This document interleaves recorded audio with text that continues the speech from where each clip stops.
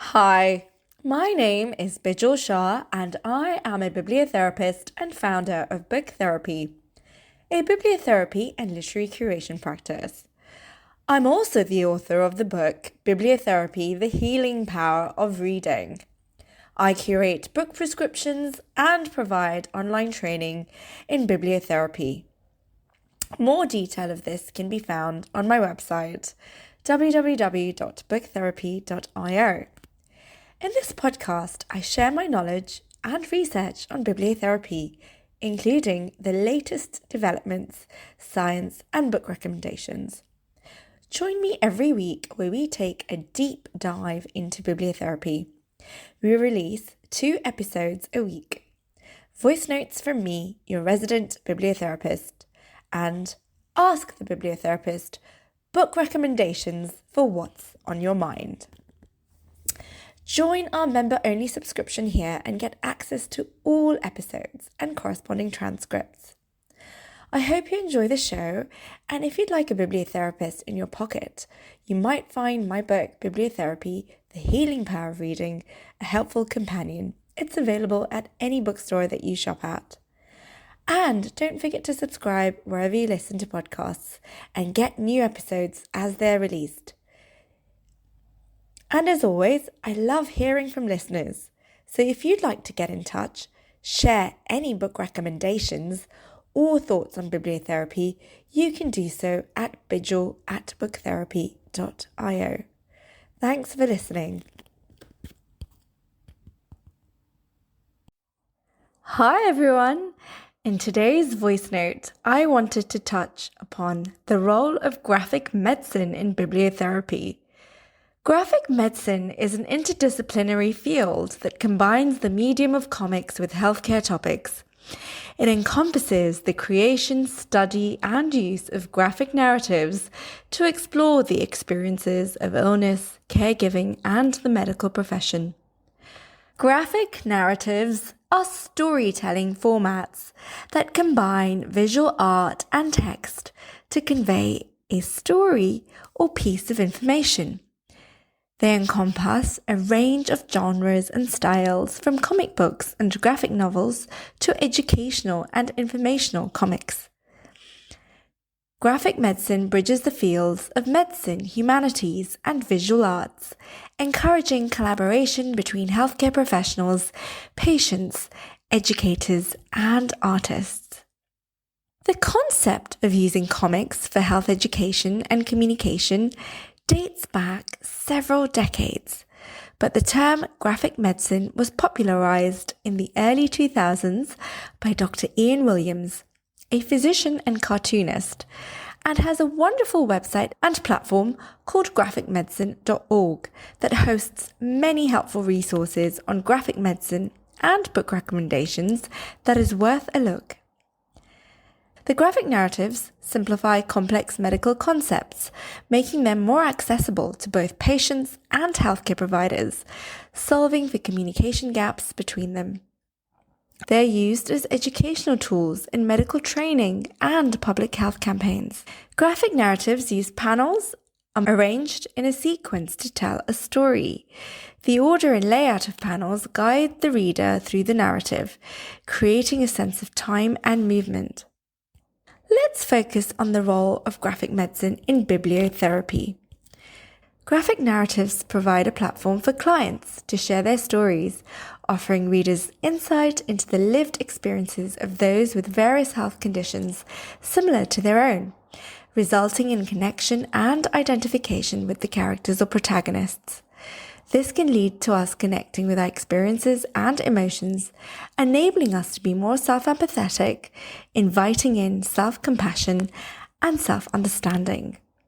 Visual and textual elements often employ symbolism and metaphor to add layers of meaning to the narrative. Visual storytelling also conveys emotions powerfully and immediately, enhancing the reader's connection to the characters and narrative. Text in graphic narratives can appear in various forms, including dialogue in speech balloons, narration in caption boxes, and sound effects. The interplay between text and image is crucial for conveying the full story. And for more neurodiverse readers or visual learners, they may prefer this type of format. Types of graphic narratives include comic strips, short, often humorous sequences of panels typically published in newspapers or online. Comic books. These are serialized publications that tell ongoing stories or contain collections of shorter stories, often featuring superheroes or other genre fiction. Graphic novels. These are longer self-contained stories published in book format. They cover a wide range of genres, from memoir and historical fiction to science fiction and fantasy. Then there's webcomics. These are comics published primarily on the internet, which can range from single-panel gags to long-form serialized stories. Educational comics. These use the graphic narrative format to explain complex subjects, often used in educational settings or public information campaigns. Notable works and authors include Mum's Cancer by Brian Fees, a groundbreaking graphic novel about the author's mother's battle with cancer, highlighting the emotional and practical challenges faced by patients and their families.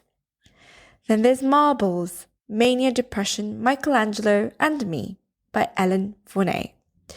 This is a memoir exploring the author's experience with bipolar disorder and the intersection of mental illness and creativity. Third, we have The Bad Doctor by graphicmedicine.org founder Ian Williams.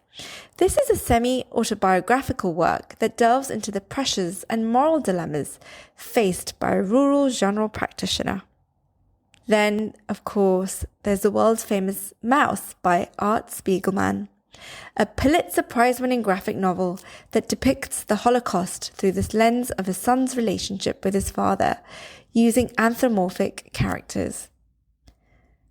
Fourth, we have Persepolis by Marjane Satrapi, an autobiographical graphic novel about the author's childhood and early adult years in Iran during and after the Islamic Revolution.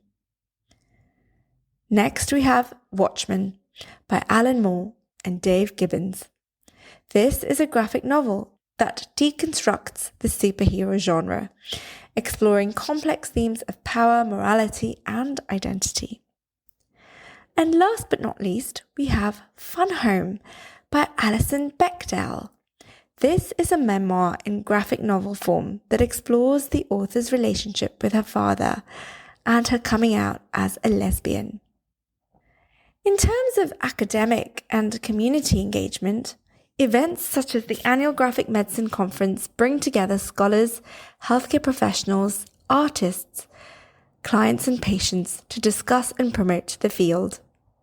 This year, the annual Graphic Medicine Conference, Graphic Medicine 2024, will take place in Athlone, Ireland, from 16th to 18th July, and you can register online. The link is in the show notes and transcript. What are the challenges and future directions of graphic medicine? Ensuring diverse voices and experiences are represented in graphic medicine is an ongoing challenge. Expanding the acceptance and use of graphic narratives in medical education and practice continues to be a goal for advocates of the field. Graphic medicine is a dynamic and growing field that enriches our understanding of health and illness through the unique and powerful medium of comics. If you'd like to find out more about how you can use graphic narratives at home as part of your own personal bibliotherapy, you might find my book, Bibliotherapy, The Healing Power of Reading, helpful, or my online course, Bibliotherapy, Literature and Mental Health, found on the Book Therapy website.